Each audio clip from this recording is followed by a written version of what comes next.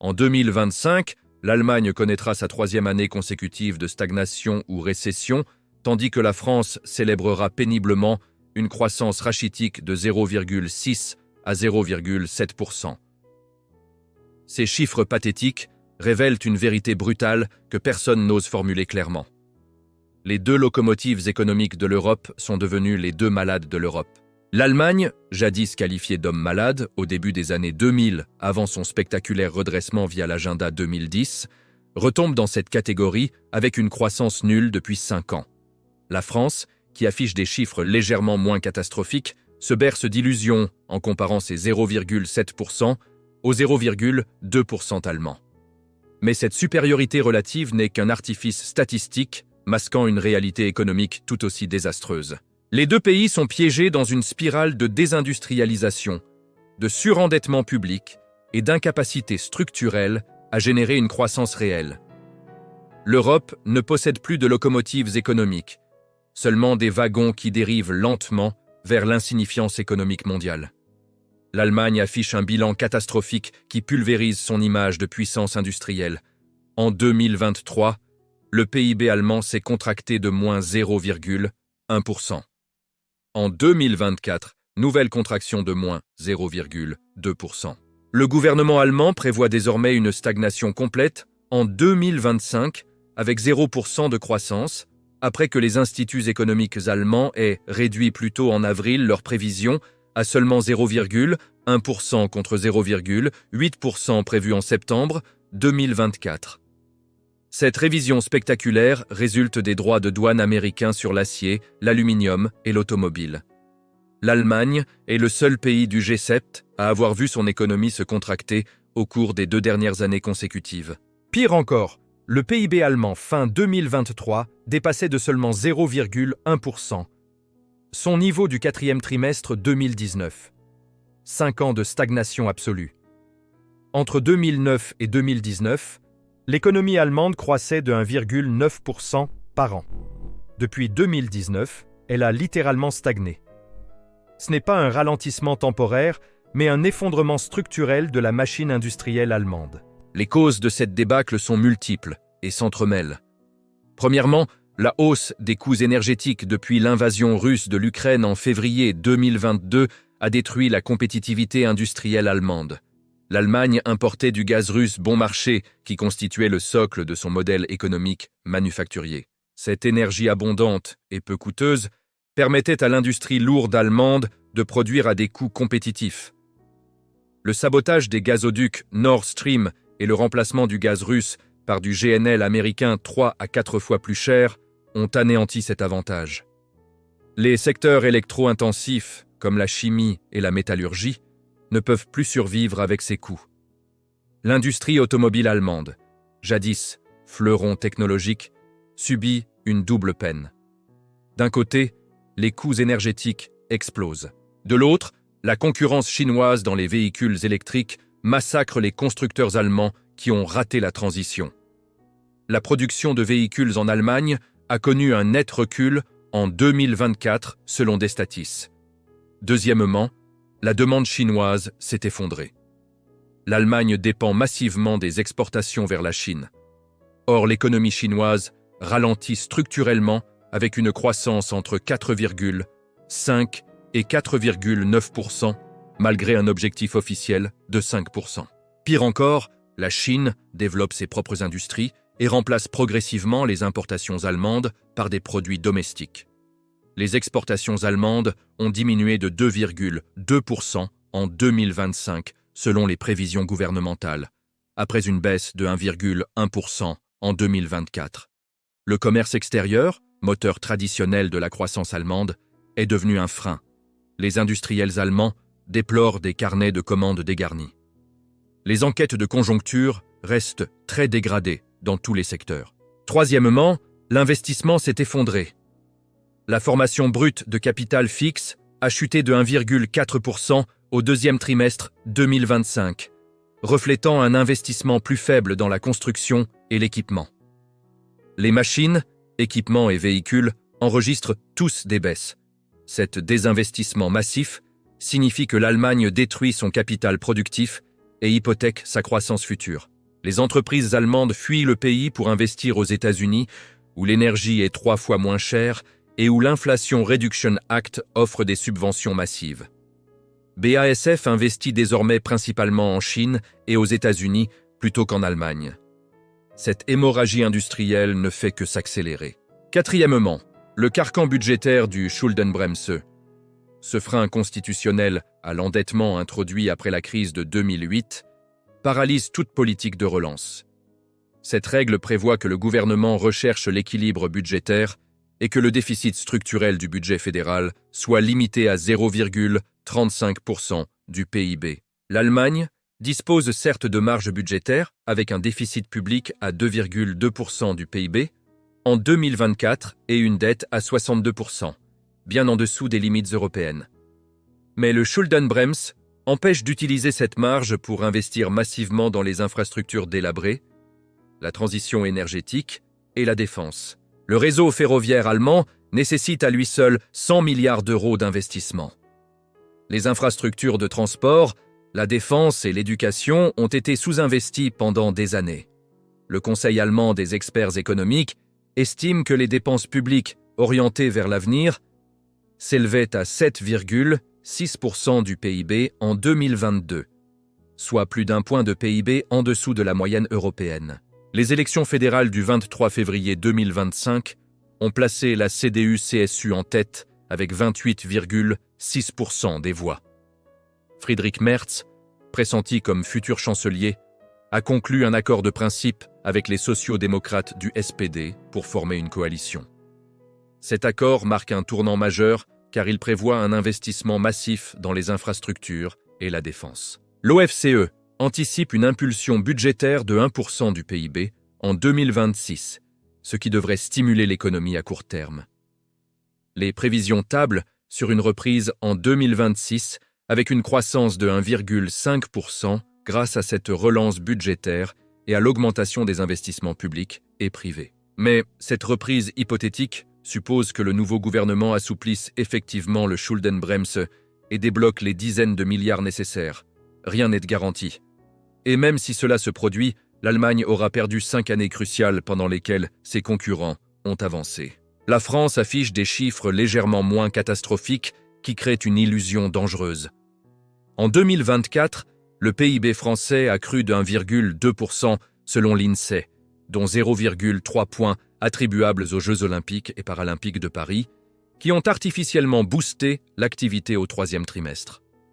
Sans cet événement exceptionnel et non reproductible, la croissance française aurait été inférieure à 1%. Pour 2025, les prévisions sont moroses. L'INSEE anticipe 0,6% de croissance, le gouvernement 0,7%. Ce ralentissement brutal reflète l'essoufflement de tous les moteurs de la croissance française.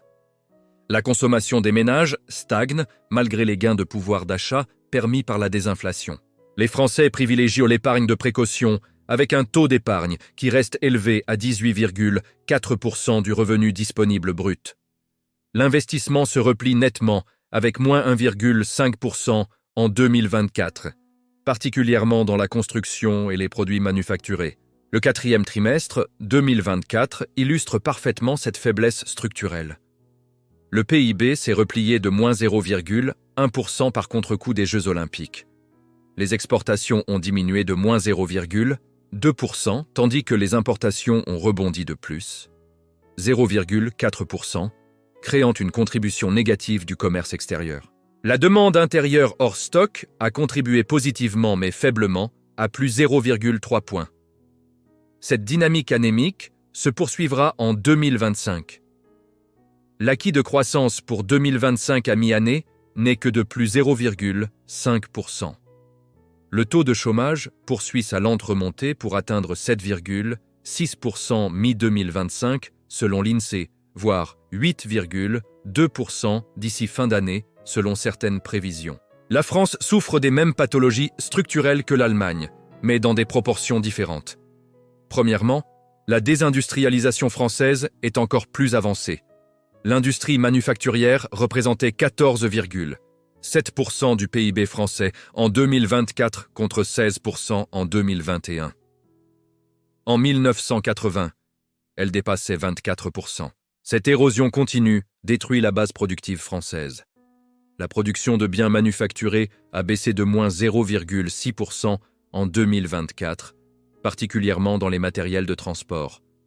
La France ne produit plus suffisamment de richesses réelles. Elle vit sur une économie de services domestiques et de consommation financée par l'endettement. Deuxièmement, le déficit public français explose hors de contrôle. En 2024, le déficit public a atteint 6,1% du PIB, bien au-delà des 4,4% prévus. La dette publique dépasse 115,8% du PIB, soit 3 416 milliards d'euros. La France possède les pires chiffres de la zone euro pour le déficit. Les projections de la Commission européenne indiquent que la France conservera le pire déficit public en 2025 et 2026. Cette dérive budgétaire reflète une incapacité structurelle de l'État français à maîtriser ses dépenses. Le gouvernement n'a pas été capable d'adopter un budget pour 2025 avant la censure de Michel Barnier, en décembre 2024. La loi spéciale adoptée maintient les dépenses de 2024, empêchant toute consolidation budgétaire. L'OFCE estime que sans mesures nouvelles, le déficit serait entre moins 6,1 et moins 6,4% du PIB en 2025. Cette situation budgétaire catastrophique a des conséquences directes sur les marchés financiers.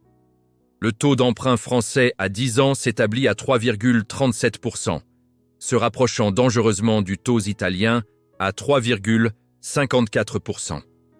Il y a encore un an, l'écart atteignait 1,20 point de pourcentage. Cette convergence des taux révèle une perte de confiance dramatique des investisseurs envers la France.